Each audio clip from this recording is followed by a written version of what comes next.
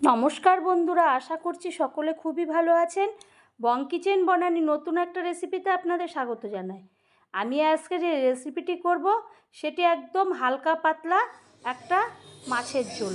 কারণ খুব গরম পড়ে গেছে, সেই কারণে এরকম একটা ঝোল আমি করব। আমি উপকরণগুলো দেখালাম এবং রান্নার সময় একে একে আমি সমস্ত কিছু দেখাবো। আর পুরো ভিডিওটা আপনারা আমার না দেখলে বুঝতেই পারবেন না আমি কিভাবে এই হালকা পাতলা ঝোলটা করলাম।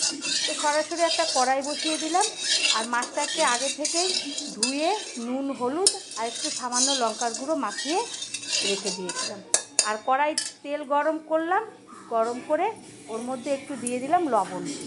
লবণটা দিলে নিচে ধরার ভয় থাকে না, কারণ নানান লেগে যায়। অর্ধেক মাছ এইভাবে কড়াইয়ের মধ্যে লেগে থাকে, সেই কারণে আমি গরম করে এরপরে মাছগুলোকে দিলাম এবং একে একে উল্টে পাল্টে সমস্ত মাছ আমি ভেজে নিলাম। সময় সাপেক্ষে আমি এইভাবে কম সময়ের মধ্যে মাছটা ভাজা দেখিয়ে দিলাম এবং আমি একে একে সমস্ত মাছগুলোকে আমি তুলে নেব। তো বন্ধুরা, খুবই গরম পড়ে যাচ্ছে এবং প্রতিটা মানুষের খুবই শরীর খারাপ করছে।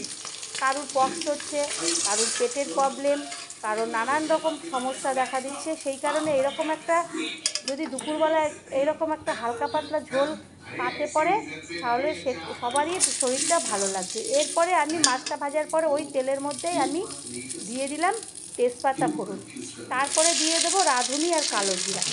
কারণ তেলটা বেশি পরিমাণে নিয়েছিলাম আর ওর জন্য আমার ওখানে আর তেল দিতে হলো না। এরপরে ফোড়নটা ভালো করে ফুটে গেলে, গন্ধ ছেড়ে দিলে, তখন আমি ওর মধ্যে দিয়ে দেবো আলু কেটে রেখেছিলাম। সেই আলুগুলো দিয়ে ভালো করে আমি ওই মশলার সঙ্গে ভালো করে নেড়ে চেড়ে একটু কষিয়ে নেব।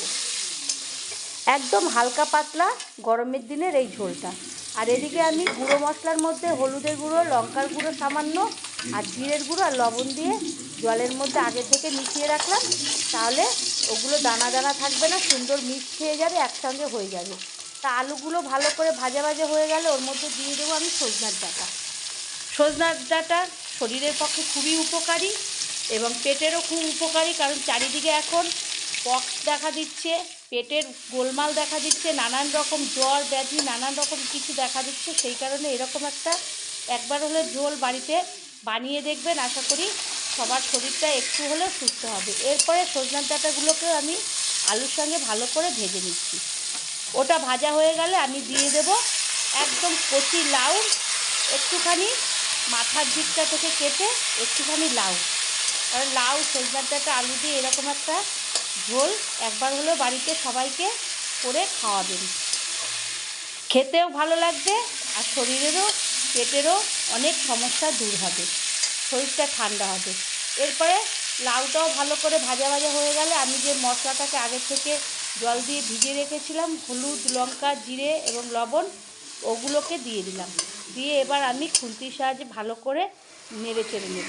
ওটা যখন ভালো করে একটু কষানো হয়ে যাবে, তেল ছাড়তে থাকবে, তখন আমি আগে থেকে চিড়ে রেখেছিলাম পাকা এবং কাঁচা লঙ্কা, কিছু কাঁচা লঙ্কা, সেইগুলোকে আমি ওর মধ্যে দিয়ে ভালো করে নাড়াচাড়া করে দেব এবং আমি দেখব যে আলুটাকে একটু ভাজতে ভাজতে সিদ্ধ হলো কিনা। তো আমি দেওয়ার পরে এরপরে আমি দিয়ে দেবো কিছুটা, দুটো টমেটো হাফ হাফ করে কেটে রেখেছিলাম টমেটোগুলো। কারণ টমেটোটা দিলে, কারণ সজনে ডাঁটা একটু চিটকুটে হয়, টমেটোটা দিলে একটু ভালো লাগে, টেস্টটা ভালো আসে। তারপরে আমি মশলার বাটির ধোয়া জলটাকে দিয়ে দিলাম।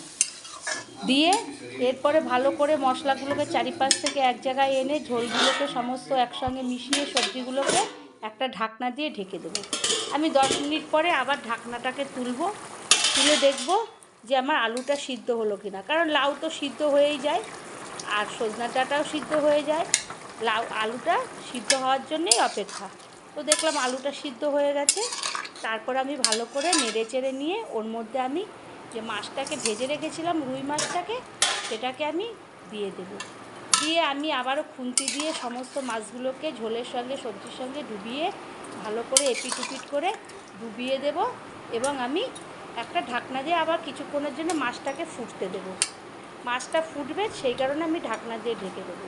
তো বন্ধুরা, আমি এইভাবে কিভাবে রান্নাটা করলাম একবার হলেও করবেন আর কিভাবে করলাম দেখবেন। আর এখনও যদি আমার চ্যানেলটি সাবস্ক্রাইব না করেন তো পাশে থাকা বেল বাটনটি টিপবেন, তাহলে যে কোনো রেসিপি আপনাদের কাছে পৌঁছে যাবে।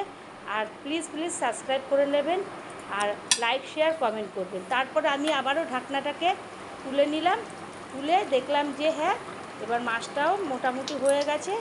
কারণ যদি মাছটাকে না ফুটিয়ে নিই একটা পাঞ্চা ভাব থেকে যাবে। তারপরে একটা হাতার সাহায্যে আমি একটা থালার মধ্যে মাছগুলোকে তুলব এবং সবাইকে সার্ভ করব বাড়ির। তো বন্ধুরা, একবার হলে ভালো লাগলেও এইরকমভাবে করবেন, আর ভালো লাগলে লাইক শেয়ার কমেন্ট করবেন, পাশে থাকবেন, সাথে থাকবেন। নতুন কোনো রেসিপিতে দেখা হবে, ততক্ষণের জন্যে ধন্যবাদ।